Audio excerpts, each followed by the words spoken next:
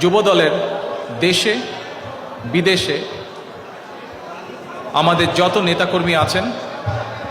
তাদের সকলকে সংগ্রামী শুভেচ্ছা জানাই। বিশেষ করে গত 10 বছর যারা বর্তমান স্বৈরাচার সরকারের বিরুদ্ধে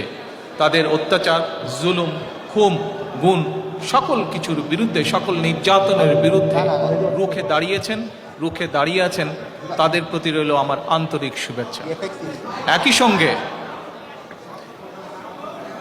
একই সঙ্গে আমি স্মরণ করতে চাই আমার যুব দলের সেই সকল নেতাকর্মীকে যারা বিভিন্ন সময়, বিশেষ করে বর্তমান স্বৈরাচারের গত 10 বছর ধরে বর্তমান স্বৈরাচারের বিরুদ্ধে আন্দোলনের সময় শহীদ হয়েছেন, যারা নির্যাতিত হয়েছেন, পঙ্গুত্ব বরণ করেছেন,